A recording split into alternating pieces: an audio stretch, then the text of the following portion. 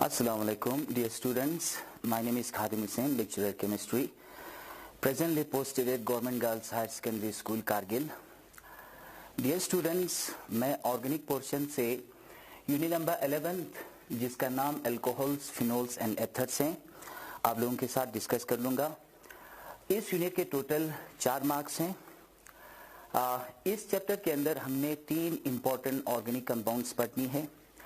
एक हुआ हमारा अल्कोहल्स, दूसरा फिनोल्स और तीसरा एथर्स।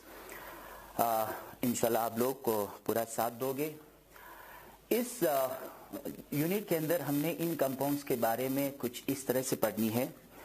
सबसे पहले हमारा इंट्रोडक्शन होगा तीनों का, फिर एप्लीकेशंस बताएंगे तीनों का, फिर इसके बाद क्लासिफिकेशन हम आपको अलग अलग करके बताएंगे अल्कोहल्स का, फिनोल्स का एंड एथर्स का। नेक्स्ट हमारी नोमेनक्लेचर होगी, फिर इसके बाद स्ट्रक्चर होगा, मेथड्स ऑफ प्रिपरेशन होगी, फिर इसके बाद लास्ट में प्रॉपर्टीज जिसमें 2 प्रॉपर्टीज होती है, फिजिकल एंड केमिकल प्रॉपर्टीज। तो सबसे पहले शुरू करते हैं introduction of alcohols, phenols and ethers. तो पहला हम लिखेंगे यहाँ पे कौन से अल्कोहल्स। अल्कोहल्स क्या होते हैं? Alcohols are the hydroxy derivatives of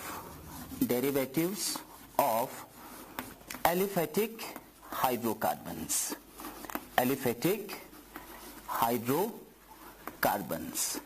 Aliphatic hydrocarbons के हाइड्रोक्सी डेरिवेटिव्स को हम क्या कहते हैं? हम अल्कोहल्स कहते हैं। ठीक है, तो यहाँ पे 2 वर्ड आया, एक आया डेरिवेटिव्स और दूसरा आया एलिफेटिक हाइड्रोकार्बन्स। बच्चों आप जानते होंगे हाइड्रोकार्बन्स 2 किस्म की होती है, एक होती है एलिफेटिक और दूसरा होती है एरोमेटिक।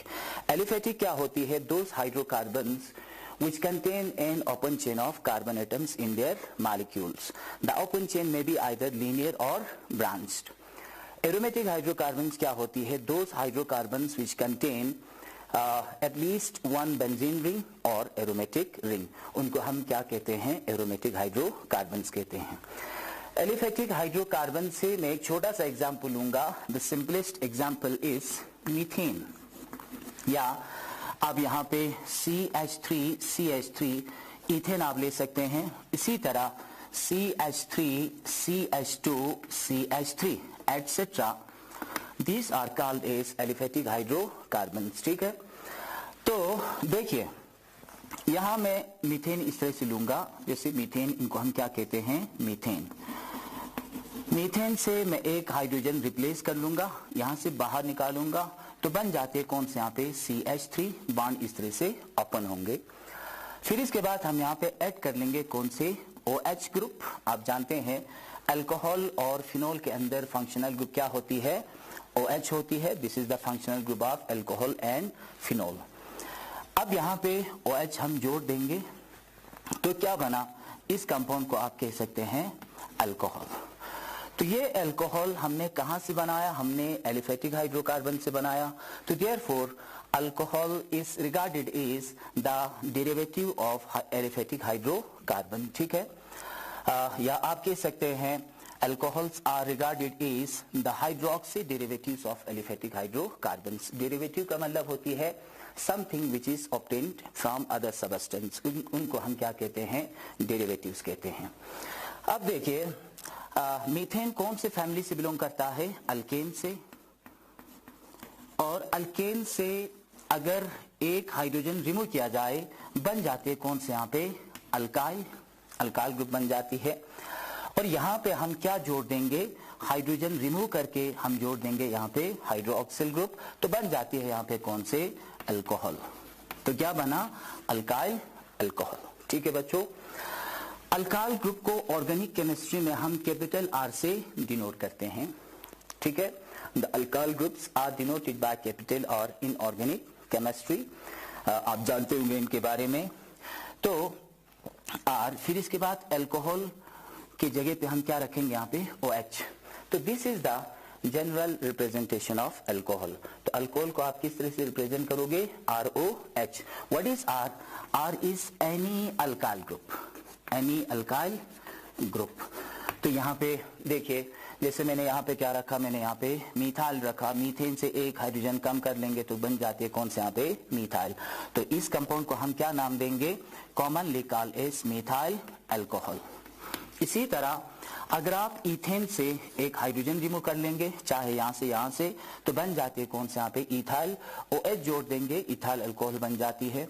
इसी तरह ये हमारा प्रोपेन हुआ, प्रोपेन से हम क्या कर लेंगे, कहीं से भी अगर आप यहाँ से या इस टर्मिनल से हाइड्रोजन निकालेंगे तो प्रोपाइल बन जाती है, प्रोपाइल अल्कोहल। अगर आप सेंटर वाले कार्बन से हाइड्रोजन निकाल के वहां पे हाइड्रोक्सिल ग्रुप जोड़ देते हैं, उससे बन जाती है आइसोप्रोपाइल अल्कोहल। ठीक है, तो अल्कोहल को आप जनरली कैसे रिप्रेजेंट कर सकते हैं, ROH से। नेक्स्ट आती है हमारे फिनोल, नंबर सेकेंड फिनोल।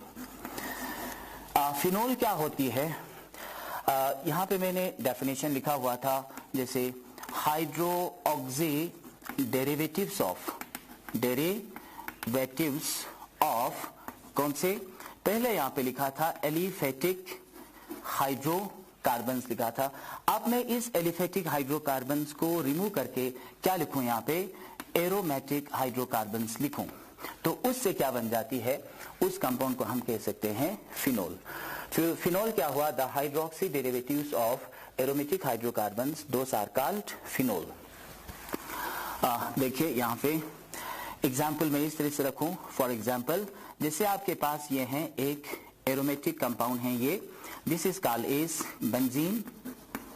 तो बेंजीन से हम क्या करेंगे, एक हाइड्रोजन को रिमूव कर लेंगे और यहाँ पे क्या रखेंगे, फिर से हाइड्रोक्सिल ग्रुप यहाँ पे जोड़ देंगे, तो क्या बन जाती है, यहाँ पे बन जाती है इस तरह से OH। This compound is called as phenol, या और इसको आप C6H5OH आप यहाँ पे इनके मॉलिक्यूलर फॉर्मूला लिख सकते हैं। ठीक है बच्चों, देखिए अब अल्कोहल की तरह हम फिनोल को भी जनरली इस तरह से रिप्रेजेंट कर सकते हैं, AROH। What is AR?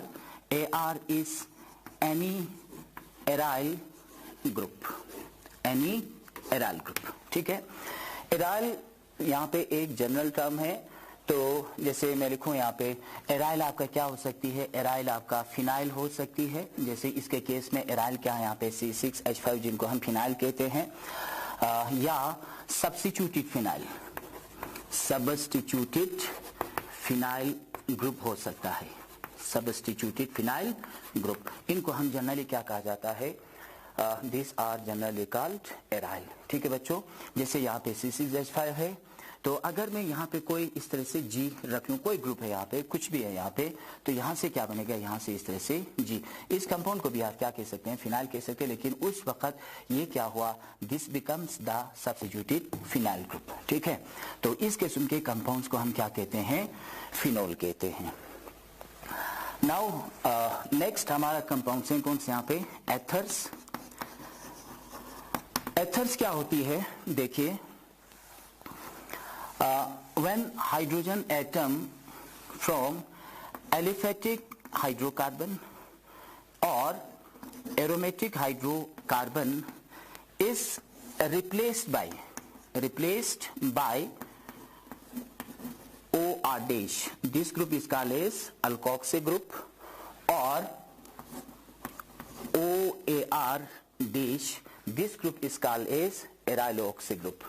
When hydrogen atom from aliphatic as well as aromatic hydrocarbon is replaced by alkoxy or aryloxy group, we can obtain another class of organic compound that is called as ether. तो यहाँ पे हमें क्या बन जाती है, यहाँ पे हमें एथर बनती है, ROR डैश, इनको हम क्या कहते हैं, एथर कहते हैं। ठीक है, तो OR डैश से मैंने क्या किया, इस हाइड्रोजन को मैंने रिप्लेस किया। इसी तरह ARH एरोमेटिक हाइड्रोकार्बन से H को हम क्या कर लेंगे, रिप्लेस कर लेंगे, किन से, OR डैश से। इस कंपाउंड को भी हम क्या कहते हैं, एथर कहते हैं।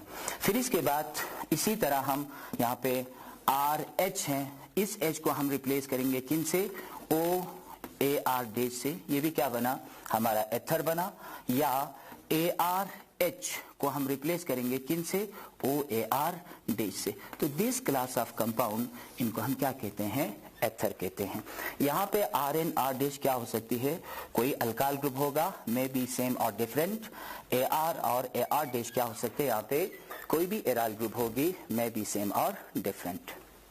तो ये थे introduction of alcohols, phenols and ethers.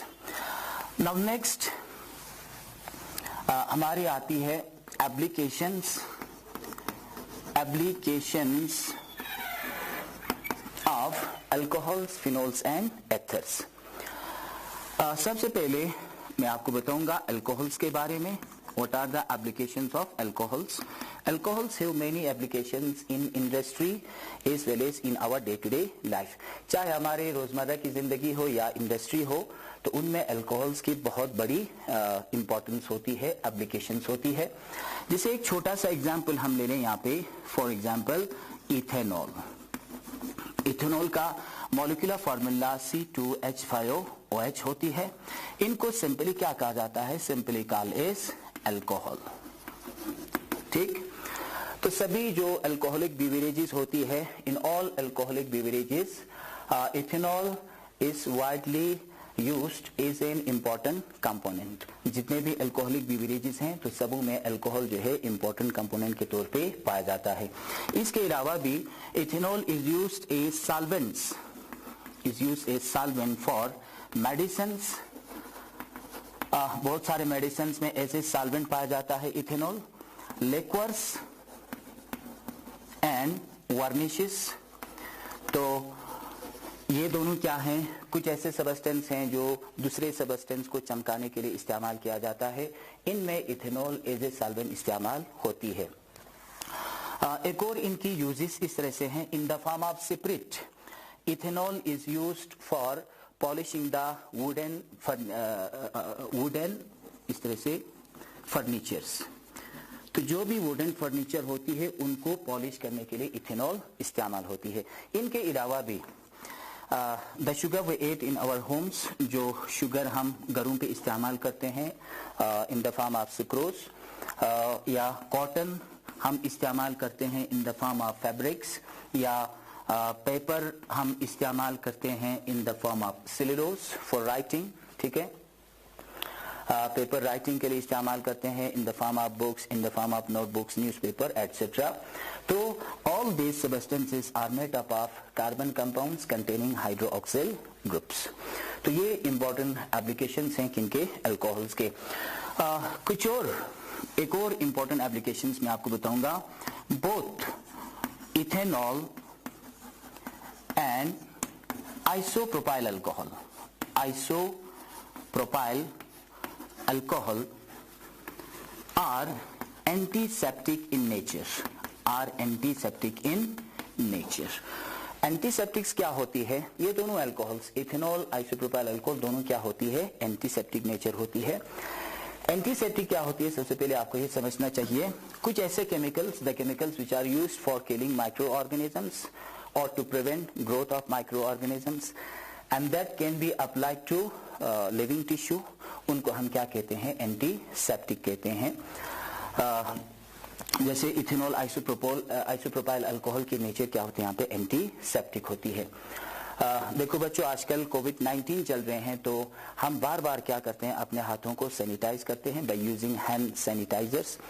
तो कभी आपने देखा कि उन हैंड सैनिटाइजर्स की कंपोजिशन क्या होती है? उन हैंड सैनिटाइजर्स में हमेशा आइसोप्रोपाइल अल्कोहल होती है। ठीक है, इस तरह जब हम इंजेक्शन करने से पहले कुछ कॉटन पे लिक्विड लेके हमारी स्किन जो है थोड़ी सी इस तरह से साफ किया जाता है, उस लिक्विड में भी क्या पाया जाता है, आइसोप्रोपाइल अल्कोहल पाया जाता है। क्यों? Because they are antiseptic in nature. ठीक है, आप इथाइल अल्कोहल भी या इथेनॉल भी आप ले सकते हो, लेकिन आइसोप्रोपाइल अल्कोहल की ड्राइनेस इफेक्ट जो है थोड़ी बहुत कम होती है, किनके बनिस्बत, इथेनॉल के बनिस्बत। ठीक है, ड्राइनेस इफेक्ट मैं इस तरह से आपको समझाऊंगा। थोड़ी बहुत अगर आप ये अल्कोहल्स अपने हाथों पे इस तरह से डाल देंगे तो फौरन क्या हो जाती है, ये इस तरह से इवापोरेट हो जाती है। ऐसे सबस्टेंस को हम क्या कहते हैं, वोलेटाइल सबस्टेंस कहते हैं। तो ये इवापोरेट होने से क्या हो जाती है, हमारा स्किन जो है बिल्कुल एकदम से ड्राई हो जाती है, सूख जाती है, ठीक है। उस इफेक्ट को हमेशा क्या कहते हैं, ड्राइनेस इफेक्ट ऑफ अल्कोहल्स कहा जाता है ऑन द स्किन। और ड्राइनेस इफेक्ट आइसोप्रोपाइल अल्कोहल के पास कम होती है, इथेनॉल के पास बहुत ज्यादा होती है, इसलिए preferably we use isopropyl alcohol as sanitisers, या जैसे स्किन को इस तरह से इंजेक्शन करने से पहले साफ करने के लिए इस्तेमाल किया जाता है। This are the important applications of alcohols. Number second हमारे क्या है, phenols. Like ethanol, the simple phenol is also used as antiseptic as well as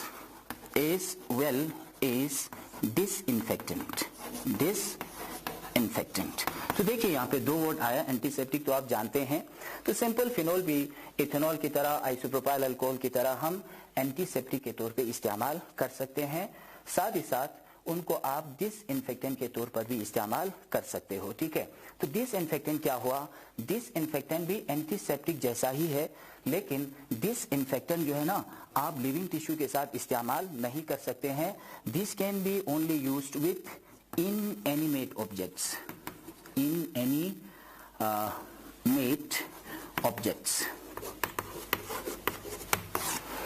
तो इनएनिमेट ऑब्जेक्ट्स किनको कहते हैं, non living surface such as floor, such as equipments etcetera, उनके साथ आप इस्तेमाल करते हो, लेकिन काम एंटीसेप्टिक की तरह ही करेगा। जैसे for example 0.1% phenol solution, phenolic solution, यह हमेशा क्या बिहेव करेंगे, this can act as antiseptic, while 1% phenolic solution can act as disinfectant.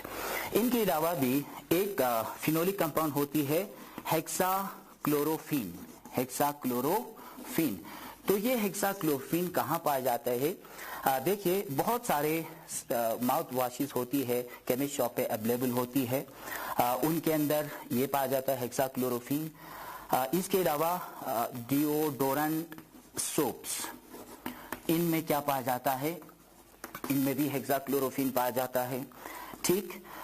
और स्किन क्लींजर मेडिसिन्स में भी ये हेक्साक्लोरोफीन पाया जाता है। तो ये कुछ इंपॉर्टेंट एप्लीकेशंस हैं किनके, फिनोल के।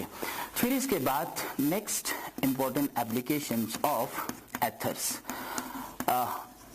देखो बच्चों, ethers are stable compounds, they do not react easily with other compounds, so they are chemically inert. Therefore ethers are mainly used as solvent in organic chemistry. तो एथर को हम ऑर्गेनिक केमिस्ट्री में as a solvent के तौर पे इस्तेमाल करते हैं। तो ये हुआ कुछ इंपॉर्टेंट एप्लीकेशंस किनके, अल्कोहल्स, फिनोल्स एंड एथर्स। नेक्स्ट हमारी क्लासिफिकेशन ऑफ अल्कोहल्स। अब हम आपको यहाँ पे सिर्फ अल्कोहल्स की क्लासिफिकेशन बताएंगे, फिर इसके बाद नेक्स्ट जब अल्कोहल्स के बारे में सारी चीजें खत्म हो जाती है, फिर इसके बाद हम फिनोल पे जाएंगे, फिर इसके बाद हम एथर पे जाएंगे, ठीक है।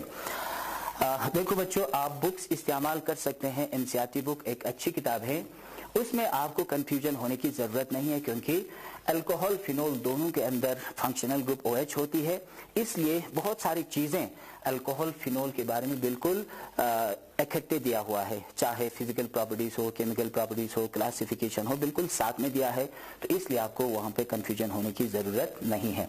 क्लासिफिकेशन ऑफ अल्कोहल्स, तो मैं लिखूंगा यहाँ पे based upon number of hydroxyl groups, alcohols have been classified as monohydric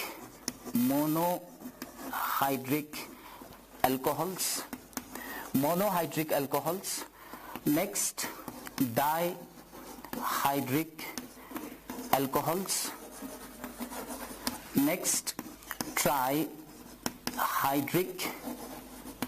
alcohols, and the last one is polyhydric alcohols.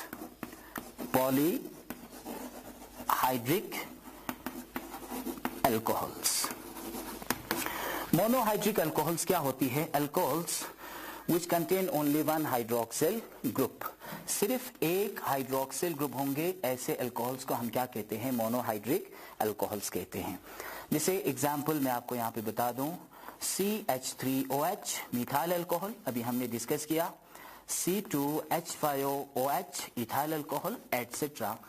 तो जिसके अंदर सिर्फ एक ही OH हो उनको हम क्या कह सकते हैं? मोनोहाइड्रिक अल्कोहल्स कह सकते हैं। नेक्स्ट कौन सा यहाँ पे? Dihydric alcohols, alcohols which contain 2 hydroxyl groups that are called dihydric alcohols. Important examples मैं आपको बताऊं, फॉर एग्जाम्पल इस तरह से CH2OH यहाँ पे रखेंगे CH2OH. This compound is called as ethylene glycol. Ethylene glycol कहा जाता है। नेक्स्ट हमारा कौन सा? Trihydric alcohols, alcohols which contain 3 OH groups that are called trihydric alcohols. जिसे मैं एग्जांपल आपको यहाँ पे इस तरह से बताऊंगा, CH2OH CHOH CH2OH.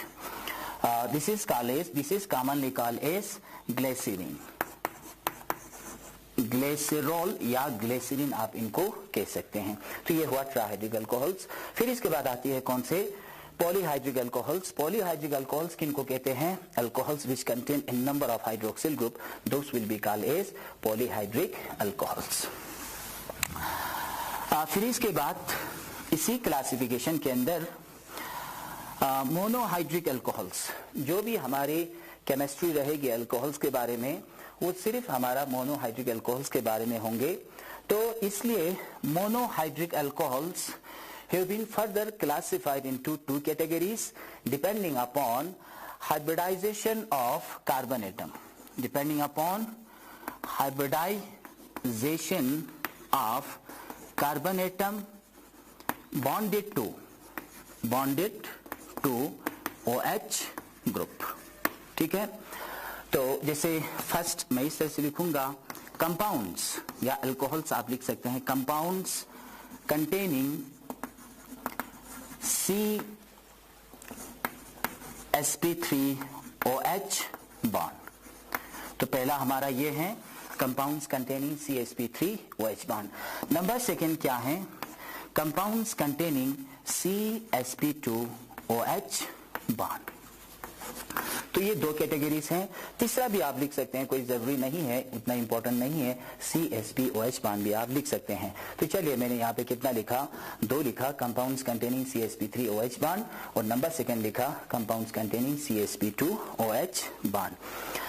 तो नंबर फर्स्ट कौन सा हुआ? Compounds containing CsP3OH bond. In this type of alcohol the hydroxyl group is bonded to an sp3 hybridized carbon atom. किसके साथ जुड़ी होगी? sp3 hybridized carbon atom के साथ जुड़ी होगी। उस किस्म के कंपाउंड्स को आप कह सकते हैं compounds containing CsP3OH bond. This is further 3 types. It has further 3 types: primary, secondary and tertiary alcohols. ये हुआ number first. Number second allylic alcohols, allylic alcohols number second हुआ। And number third benzylic alcohols. ठीक है बच्चों, तो इसके कितने types हैं? यहाँ पे 3 टाइप्स हैं, primary, secondary and tertiary alcohols. ये हुआ first category. Number second category allylic alcohols and number third category benzylic alcohols. अब हम इनको 1 by 1 थोड़ा सा डिटेल में आपको बता देंगे। तो डियर स्टूडेंट्स, आज हम यहाँ पे रोकते हैं। इंशाल्लाह हम यहीं से आगे बढ़ेंगे नेक्स्ट लेक्चर में। तब तक के लिए खुदा हाफिज।